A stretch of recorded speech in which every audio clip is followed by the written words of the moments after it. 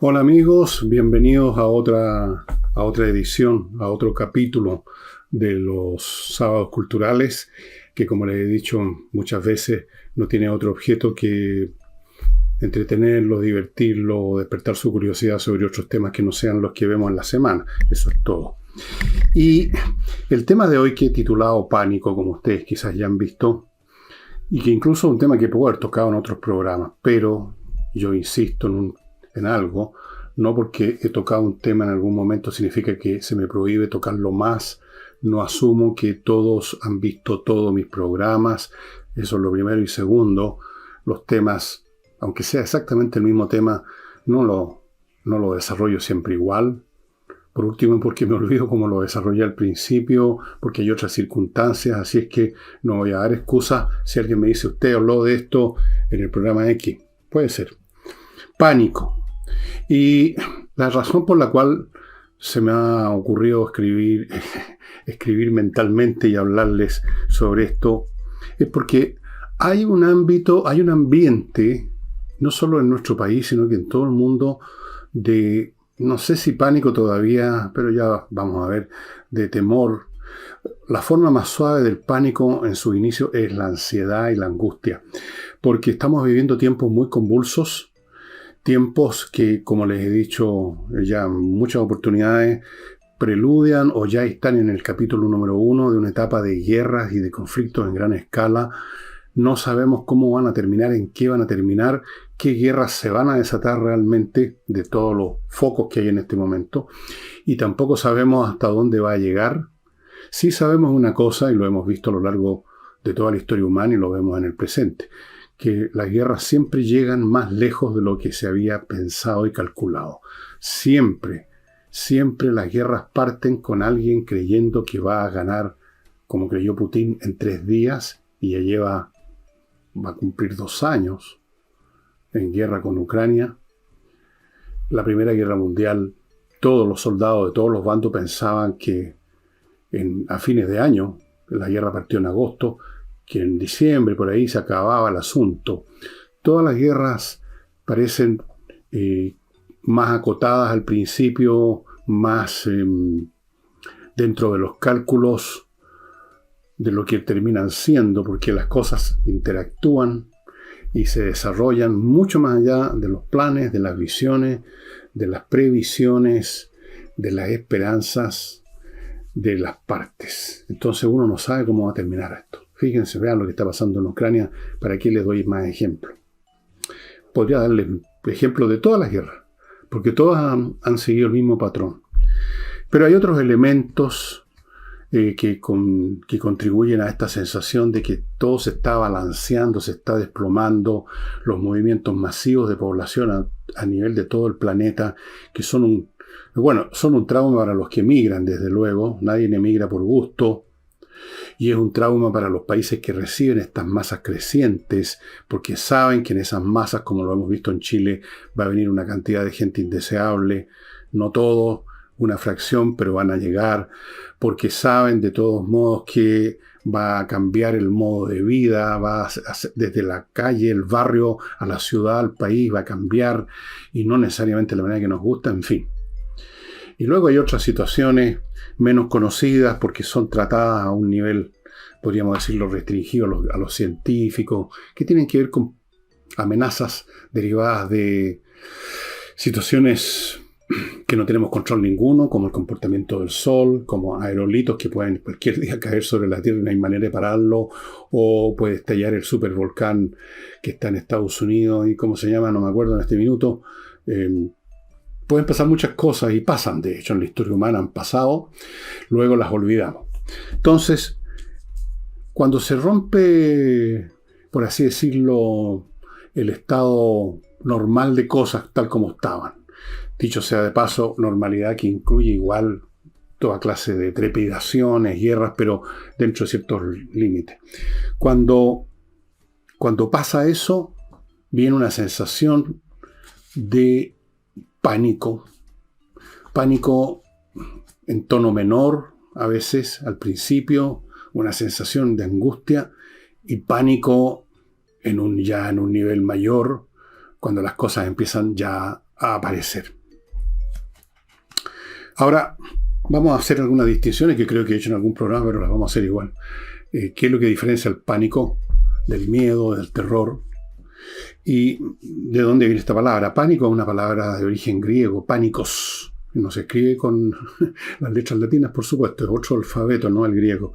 Pánicos, que significa más o menos eso, miedo a lo desconocido. Y esa es la esencia del pánico. Miedo a algo que no sabemos qué es.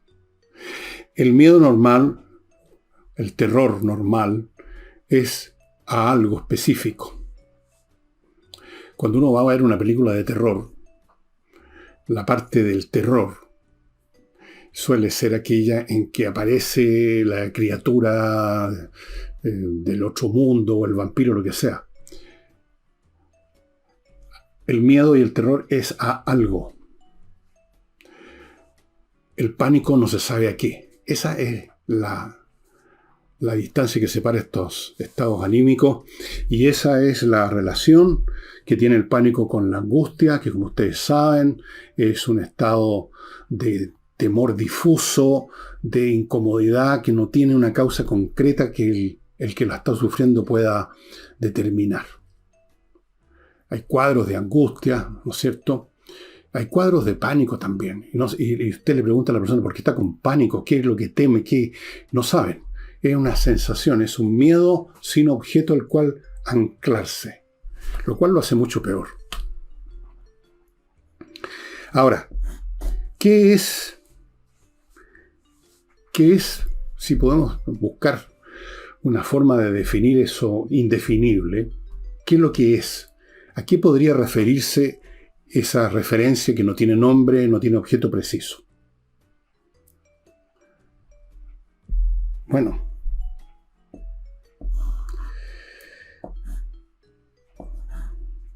ese objeto, que no tiene nombre, que no toma forma todavía, es la totalidad de lo que nos rodea, finalmente. Es lo que el filósofo, psiquiatra, etcétera, Karl Jasper llamaba lo circunvalante, lo que nos rodea, todo lo que nos rodea. Todo lo que nos rodea es el mundo en su conjunto. Desde lo que está pasando en el barrio, que no sabemos qué está pasando en este momento, lo que está pasando en el país, en millones de planos que no conocemos en absoluto, lo que está pasando en el mundo. Porque ¿qué es lo que sabemos de los circunvalantes? Muy poco. Primero lo que vemos así con nuestro sentido, lo que alcanza a ver nuestra vista, lo que alcanza a oír nuestro oído. Nada. Luego los fragmentos difusos y que pueden ser además falsos, que se nos informan. La información que recibimos de que está pasando tal cosa aquí o allá, que puede ser incompleta, distorsionada, interesada, puede ser una fake news. No sabemos nada. Lo que creemos saber es un 0,0000000 y 10 ceros más, 1 de lo que realmente ocurre a nuestro alrededor. Pero sabemos que algo ocurre a nuestro alrededor, sabemos que el mundo funciona. Sabemos que hay una enorme máquina de eventos, de procesos, de personas, de iniciativas, de accidentes, de aerolitos, de lo que sea. Una enorme maquinaria con billones, trillones, cuatrillones de engranajes que se están moviendo, y nosotros en nuestro rincón prendemos un fosforito, por así decirlo, y vemos dos rodamientos que se están entrelazados y se mueven, y eso es todo lo que vemos. Pero sabemos que esa máquina existe, sabemos que se está moviendo, pero no sabemos más que eso. Y eso significa que hay potencialmente amenazas, pues. Amenazas a nuestra vida, a nuestra forma de vida, a lo que estamos haciendo, a nuestra supervivencia física incluso. Porque ese mundo que se mueve alrededor, no necesariamente, o sea, nunca va a preservar indefinidamente el estado de cosas en que estamos en este minuto. La pega que tenemos ahora, el lugar donde vivimos, las rutinas que asumimos todos los días desde que nos levantamos y vamos a la ducha hasta la noche cuando nos acostamos.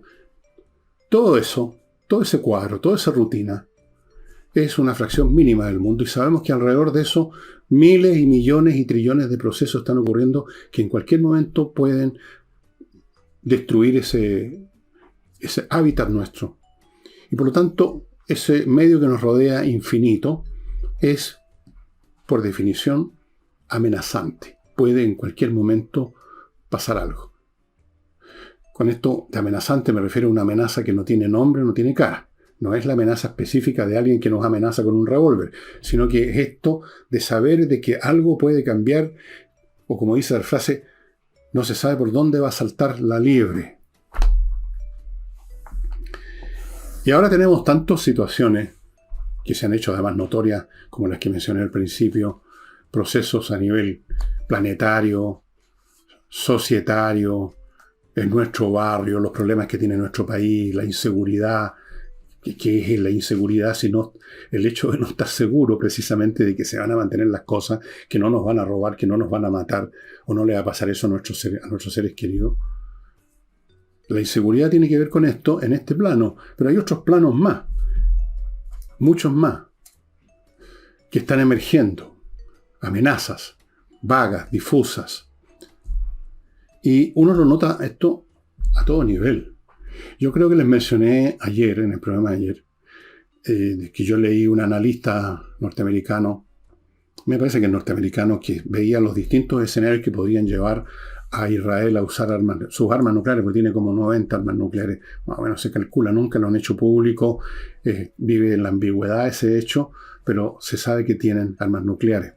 Y se calcula que es más o menos una centena o por ahí, puede ser más, puede ser menos. No sabemos los detalles, si las tirarían con aviones, las transportarían con aviones o tienen misiles, no sabemos si son bombas atómicas de gran volumen, no son tácticas, no sabemos nada. O por lo menos nosotros los ciudadanos comunes y corrientes no sabemos nada.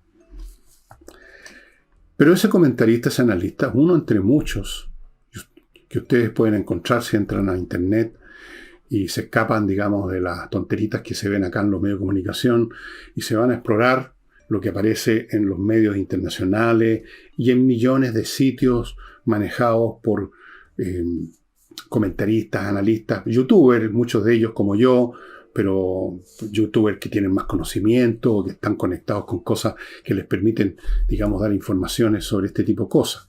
Cosa que yo no puedo hacer, por supuesto. Yo tengo informantes en Chile nomás, no en otro planeta.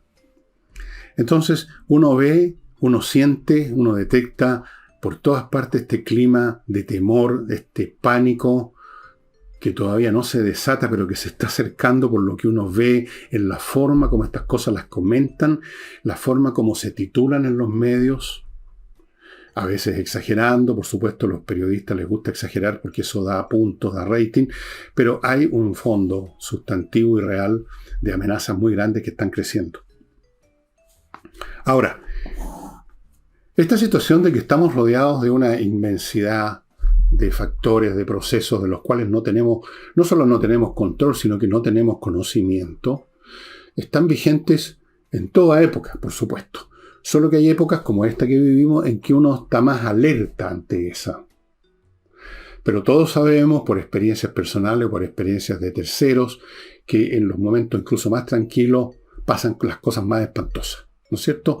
El caso clásico, típico, puro, químicamente puro de eso es el accidente que ocurre cualquier día y que destruye una familia, por ejemplo. En medio de días y años en que no pasaba nada. Pero hay tiempos en que estamos más alertas, estamos más sensibles a estas amenazas. En otros tiempos estamos un poco más dormidos. Voy a ir a eso de inmediato, a los tiempos en que estamos más dormidos. ¿Cuál es el mecanismo que usamos para librarnos de este tremendo peso? Pero antes voy a partir con mi primer bloque de comercial de estos audaces y valientes avisadores que, a pesar de que saben que el sábado y el domingo tengo menos visitas, nos auspician. Y parto con Conversaciones Numéricas, amigos, que es este sitio manejado por un ingeniero que hace clases básicamente, normalmente de matemática para niños, para que les gusten las matemáticas, para que les vaya bien, y ahora está ofreciendo preparación para la PAES, para la esta PAES, que es la prueba que yo no conozco, ni siquiera sabía que se llamaba así. La última vez que di una prueba de esto fue en la prueba de actitud académica hace millones de años. Y él prepara para tener una buena competencia lectora, matemática y de física. Amigos, muy importante prepararse bien.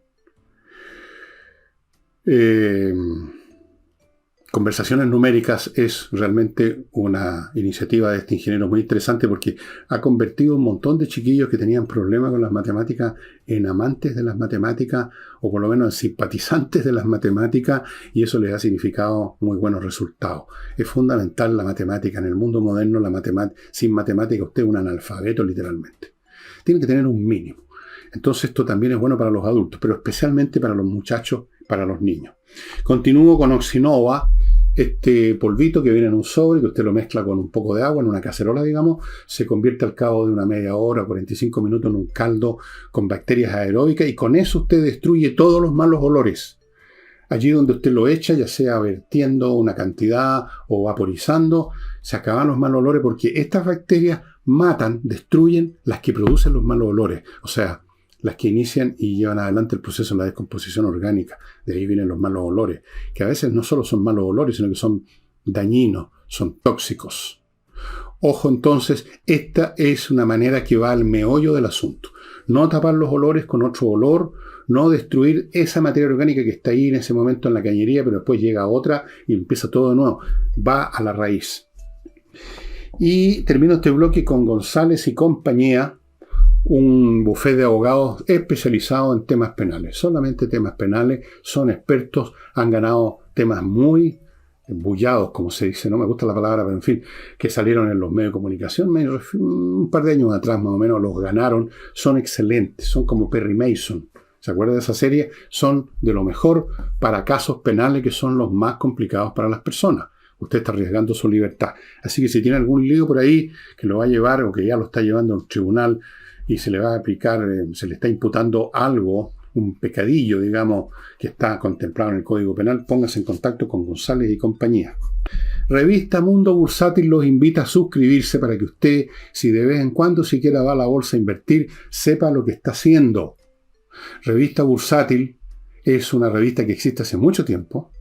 Yo perdí desde que tengo memoria, existe la revista Bursátil, conocen perfectamente el mercado, trabajan en alianza con una importante corredora de bolsa y por lo tanto dan buenos datos. Como mínimo, y esto es fundamental, evitan que usted invierta allí donde no vale la pena.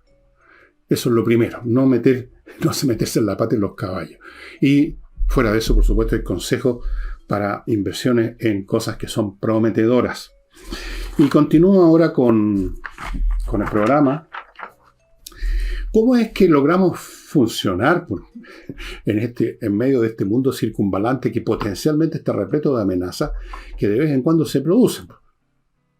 O sea, ¿quién no ha pasado por esto? Llega usted un día a la pega y resulta que estaba echado. O algo pasaba. Caen las cosas, pero como un meteoro que cae del cielo. O usted... Bueno, yo he visto, me tocó ver tragedia, además, lo peor. Familias destrozadas en una noche cualquiera en que los chiquillos salieron a todos en su auto y no volvieron.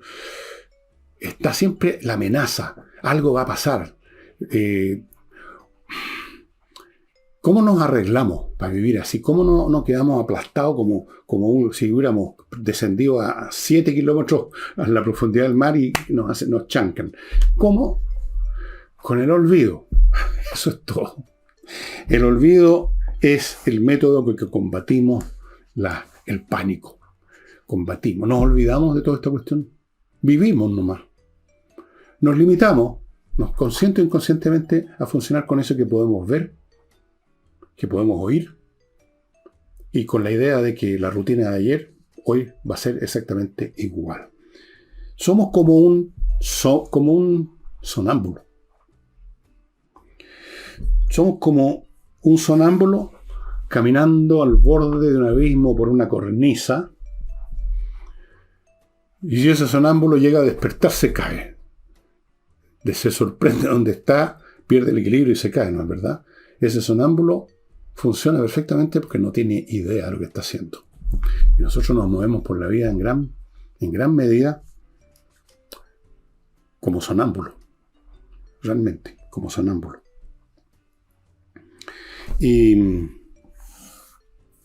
Pero a veces nos obligan a despertar. Empieza a crujir todo. Empiezan a moverse las cosas. Hay un temblorcito grado 1, digamos 2. Entonces inmediatamente nos ponemos nerviosos, saltones, decimos a lo mejor en 2 minutos más viene el remesón fuerte y se viene todo abajo. O llegamos un día a la oficina y nos cuentan que a fulano, que lo veíamos todos los días, lo echaron el viernes lo llamaron al famoso cafecito con el jefe y lo echaron. Y nos dicen que vienen despidos masivos, que la empresa está con problemas, tampoco sabíamos que tenían tantos problemas. Y es un día cualquiera. Y entonces empezamos a entrar en un estado de inquietud, de angustia. ¿Qué pasa si pierdo la pega? Estoy pagando la casa todavía, qué sé yo, tengo deuda, tengo que pagar el colegio de los chiquillos, ¿cómo lo hago?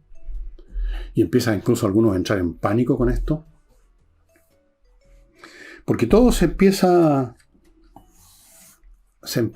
a desbalancear y entonces esos circunvalantes que estaban en la oscuridad de nuestra mente no aparece del todo, porque nunca lo vamos a ver del todo, porque es infinito, pero vemos como destellos así, como si usted está en un bosque oscuro y hasta ese momento se las ha manejado con un fosforito prendido, pero de repente hay unos relámpagos y por un momento algo bastante más a su alrededor se ve, por un segundo, por menos de un segundo. Y usted empieza a sentirse amenazado. Y usted empieza a tener pánico. Y hoy, estamos con pánico.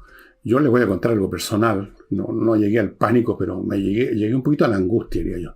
Ayer, en la noche, cuando ya había terminado de hacer todas las cosas que tengo que hacer, me puse a recorrer una vieja plataforma de cine y en una de esas vi que estaba la famosa y vieja película, esta película del año 39 con Clark Gable,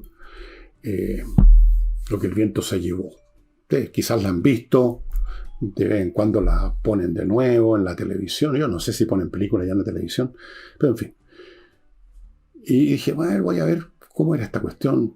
Y la inicio.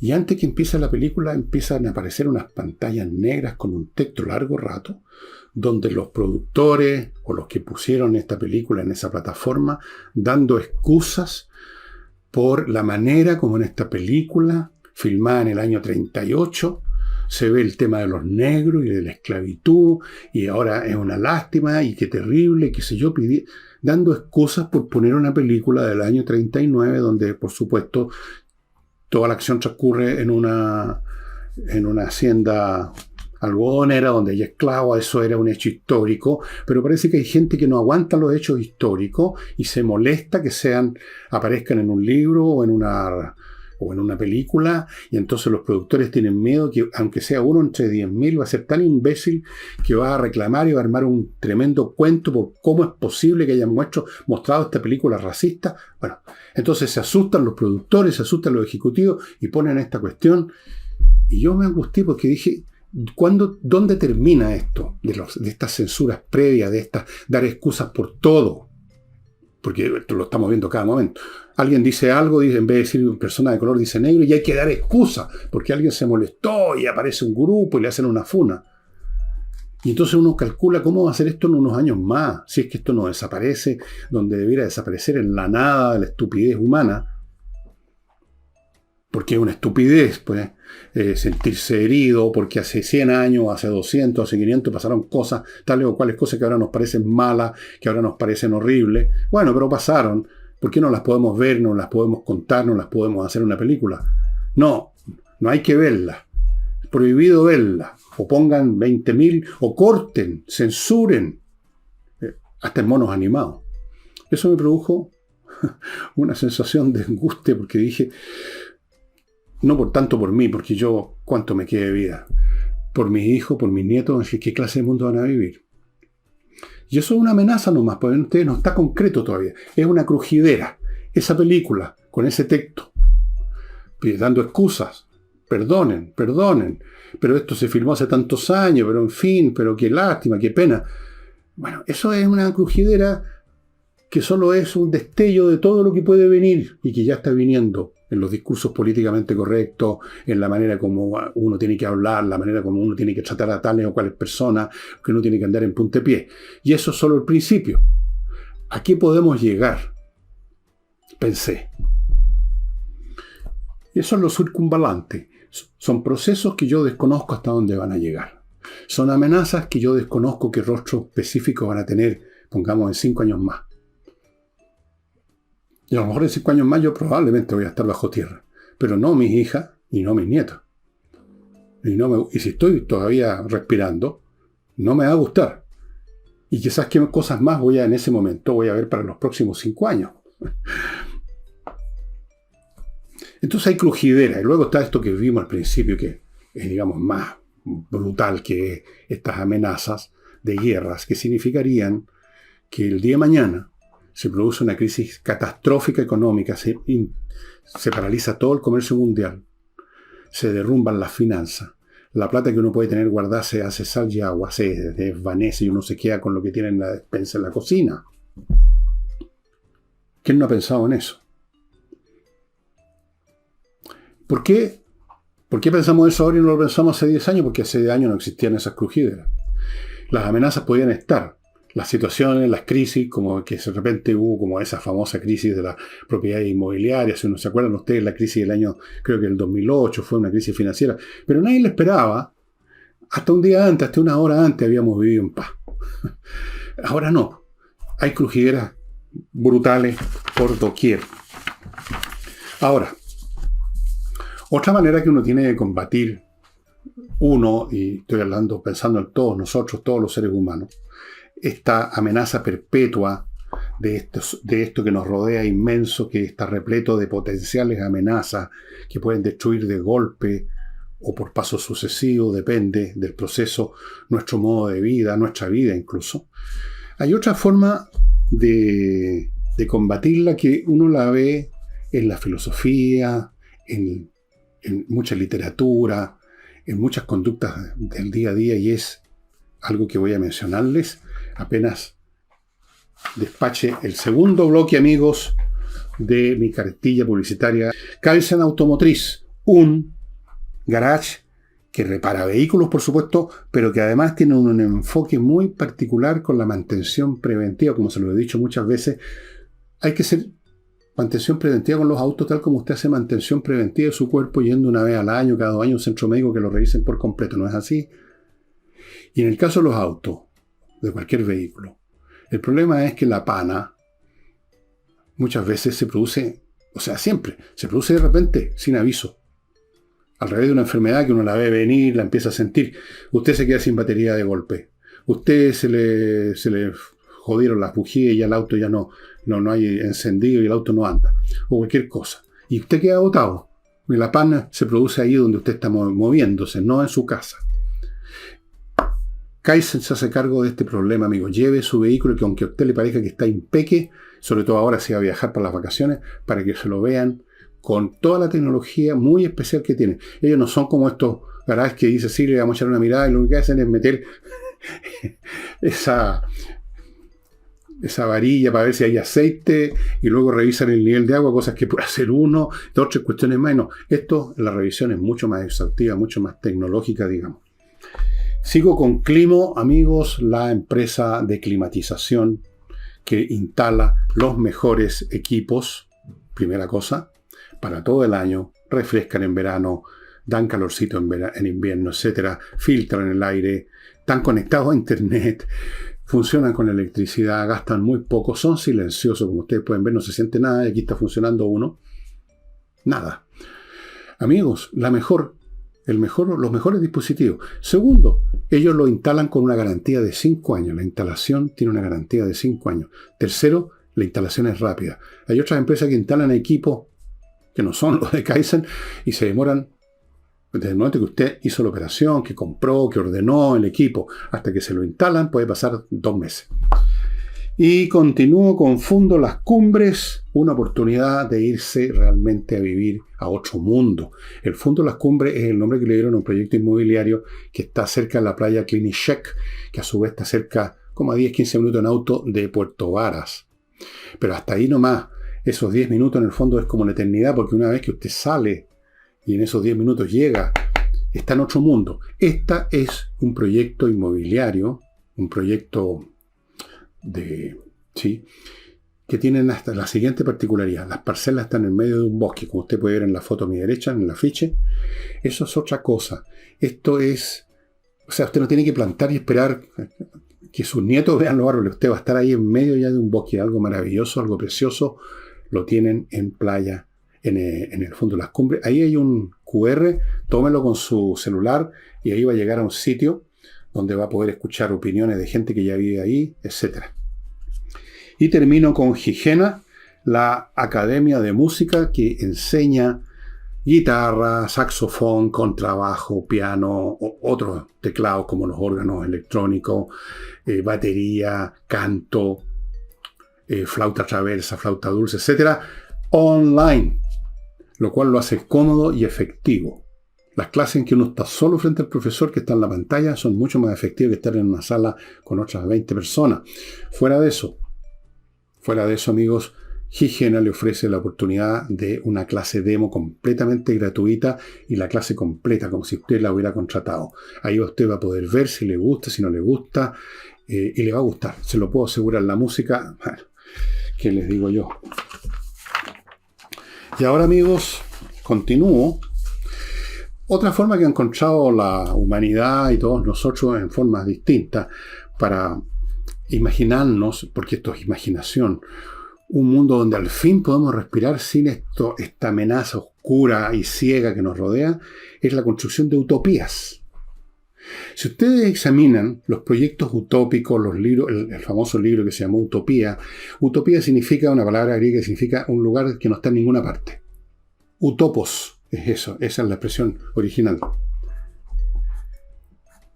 Ustedes observarán, si analizan, si leen cualquier utopía, la de Thomas More, la del mundo feliz, la de Aldous Huxley, que escribió, que se llama La Isla,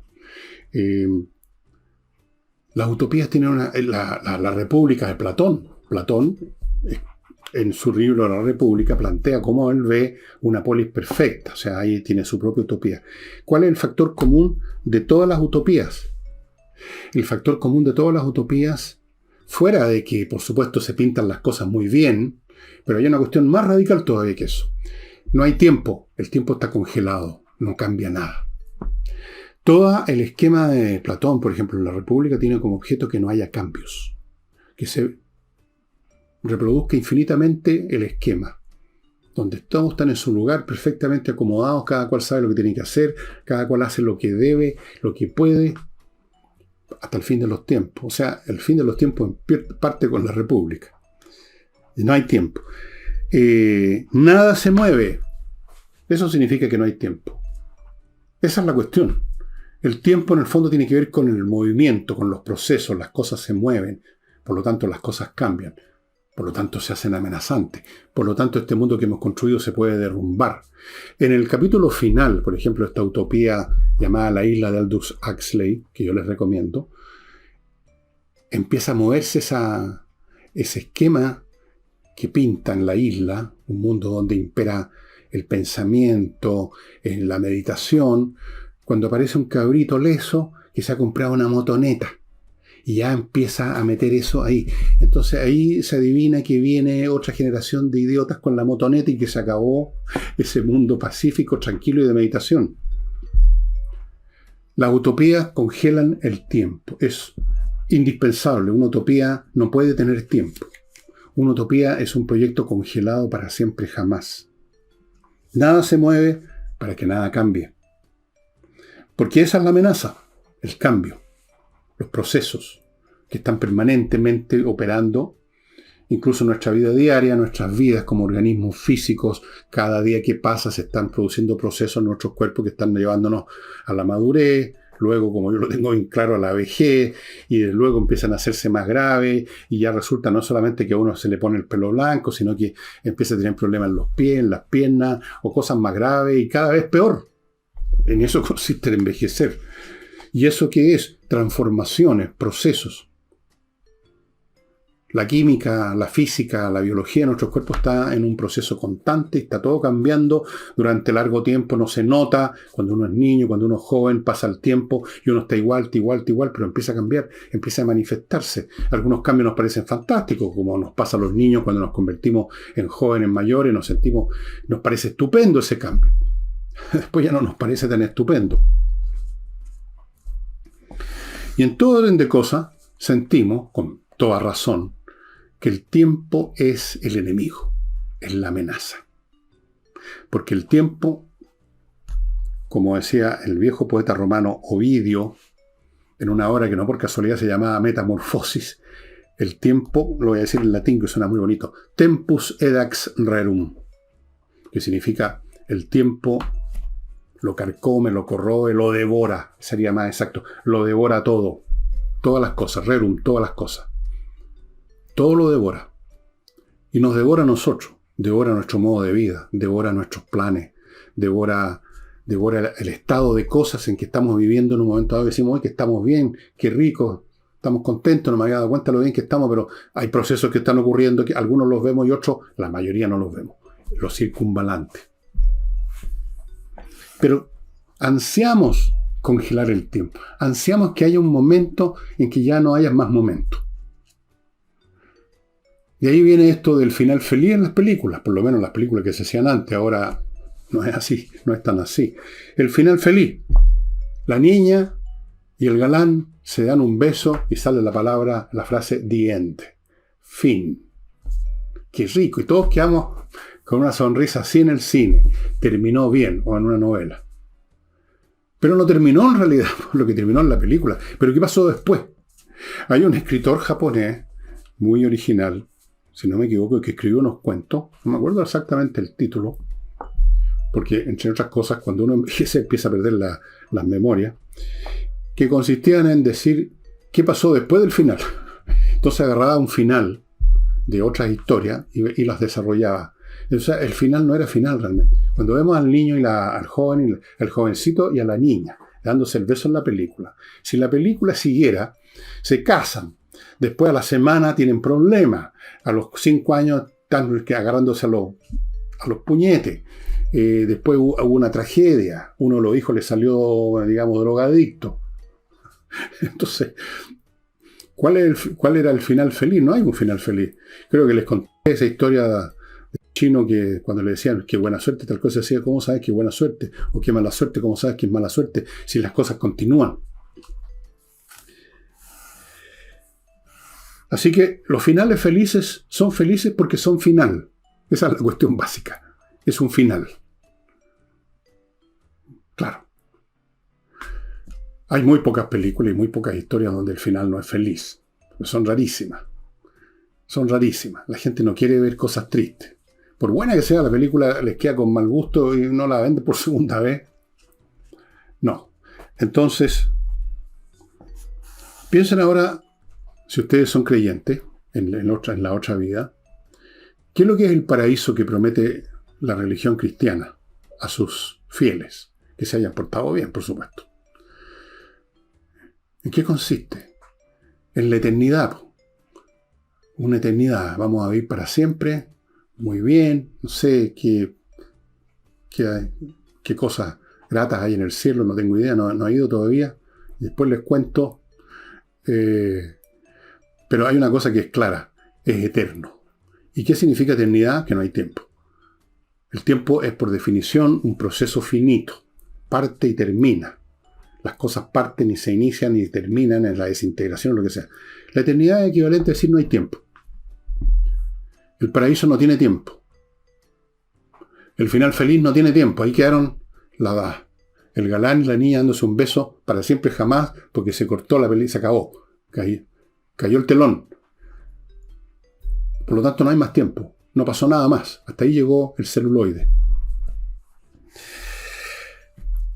Ahora, hay una tercera manera, fuera, digamos, del olvido, fuera de hacerse utopía. Uno puede tener sus utopías personales. Quizás uno vive todo el tiempo con una cierta utopía personal muy modesta que consiste en pensar que mañana va a ser igual que hoy día. Si es que estamos viviendo más o menos bien. Pero hay una tercera forma de enfrentar la realidad, lo circunvalante, las amenazas, y es adentrarse en la filosofía que nos muestra que esos temores, por ejemplo, el principal temor de la mayoría de la gente es la muerte, no tienen fundamento. Y aquí es cuando aparecen libros, hay muchos que yo les recomiendo, que lo van a encontrar seguramente, el Epicuros Esencial, Cartas, Doctrinas Principales, etcétera, y fragmentos de este filósofo llamado Epicuro, que dice cosas muy interesantes, que si uno las hace propias, que si uno las internaliza, ayudan mucho a arreglárselas en la vida. Sobre la muerte, por ejemplo, dice cosas que son bastante claras, ¿no? Bastante obvias, pero que mucha gente no las considera, ¿no? Yo la voy a buscar aquí para leérselas. Aquí está, lo tengo marcadito precisamente. Dice Epicuro: hay que acostumbrarse a la creencia, o más bien dicho, a la convicción, diría yo, que la muerte no es nada para nosotros, puesto que todo bien y todo mal reposan la sensación, y la muerte es la deprivación de las sensaciones. Por lo tanto, un entendimiento correcto de la muerte es que ésta es nada para nosotros. Y entenderlo hace la vida pasable, agradable, no por agregarle a la vida un tiempo indefinido, una duración indefinida, sino por despojarse, por echar a un lado este afán por la inmortalidad. No hay nada terrible en la vida para el hombre que ha verdaderamente comprendido que no hay nada terrible en no vivir. Por lo tanto, tonto, necio es el hombre que dice que él teme la muerte no porque le va a causar dolor cuando llegue, sino anticipándose a su dolor. Pero dice Epicuro, lo que no es un problema cuando llega, entonces es un problema absurdo cuando todavía ni siquiera ha llegado, cuando es meramente una anticipación. La muerte no es nada para nosotros, porque cuando existimos, la muerte no está presente, y cuando la muerte está presente, nosotros no existimos. Más simple y obvio imposible. Pero ustedes dirán, bueno, pero ¿de qué sirve esto? Yo ya lo sabía. Bueno, sí, uno sabe muchas cosas, pero no sabe que las sabía. Y segundo, es bueno hacerlas conscientes, leyéndolo además en las páginas escritas por un tipo sabio, que nos da confianza de que no estamos simplemente divagando, sino que esto es una cuestión sólida. Y este raciocinio me parece a mí absolutamente sólido.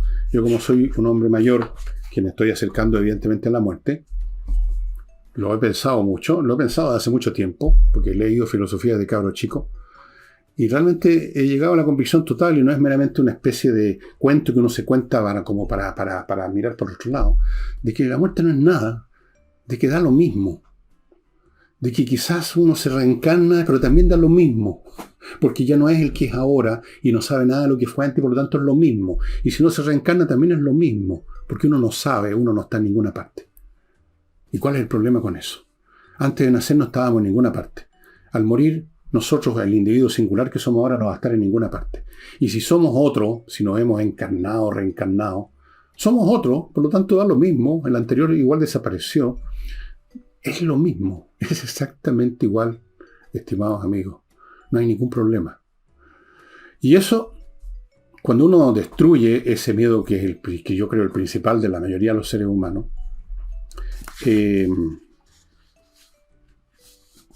todos los demás pánicos se controlan un poco más. No todos, porque hay algunos pánicos que uno tiene no en respecto a lo que le va a pasar a uno, sino que lo que le puede pasar a otro. Pero también hasta eso uno lo puede trabajar filosóficamente.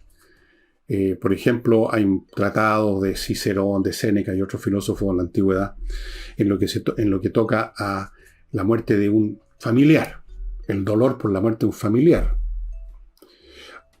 y el pánico, el temor, la angustia por la posible muerte de un familiar. Pero si uno hace este análisis, y yo sé que no es fácil, de que el que murió tampoco está sufriendo nada, que no le está pasando nada, que no es nada, y que nuestro dolor tampoco en el fondo es un dolor por algo que no es nada. Sé que suena duro decirlo y difícil, pero por Dios que ayuda el verlo de esa manera. Que en definitiva no somos nada, no solo nosotros, sino que nuestros seres queridos. Y que, bueno, o pensando qué clase de vida sería esa que fuera eterna. Yo cuando pienso en los libros que me faltan por leer, no pido la eternidad para terminarlos todos, porque sé que no los terminaría todos, porque vendrían otros libros, sino que pido de repente, iba a ver, en vez de lo que me queda, denme unos añitos más para terminar por lo menos la mitad de lo que tengo por leer. ¿Para qué, dirán ustedes, si igual se va a morir? No sé, me entretiene. Bueno, amigos, el pánico entonces. Hay que fortalecerse internamente porque estamos viviendo tiempo y eso no lo podemos cambiar. No podemos cambiar lo que está pasando en el mundo ahora porque es un hecho real, objetivo, que los circunvalantes ya no está tan balante, sino que está empezando a tambalearse, más bien en lo circuntambaleante. Está así, que esto es una etapa más similar a otras que han habido en la historia humana, que está repleto de etapas parecidas a esta, similares, calcadas a esta, con grandes guerras internacionales, con grandes emigraciones, con vidas que se van a la cresta, con finanzas que se desploman. Está repleta la historia humana y tenemos que simplemente ver de qué forma nos arreglamos, cómo nos fortalecemos internamente. Y es bueno leer este tipo de libros, yo saqué uno entre muchos que tengo de este tipo de filósofos. Tengo toda la literatura filosófica de la antigüedad clásica en mi biblioteca dedicada a la antigüedad clásica. Y saqué este porque además tiene la gracia que es cortito, como ustedes ven. Fíjense que son menos de 100 páginas. Y son fragmentos, son cosas entretenidas, son cosas bastante obvias si ustedes quieren. Pero lo obvio muchas veces es lo primero que se olvida y es lo que siempre hay que tener en mente y presente, como esto de que la muerte no es nada y que por lo tanto estar pensando y preocupándose eso es una estupidez. Amigos, no tengo claro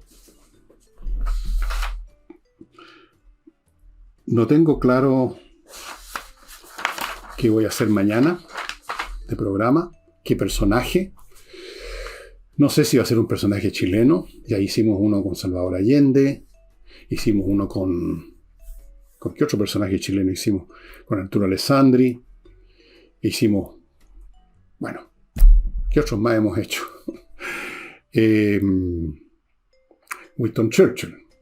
Vamos a buscar algo entretenido. Vamos a buscar un personaje que no solo sea interesante, sea un personaje bigger, greater than life, como dicen los gringos, sino que ojalá tenga conexión con lo que estamos viviendo ahora. Voy a buscar algo por el estilo para ponerme a tono con los tiempos. ¿Qué vamos a hacer?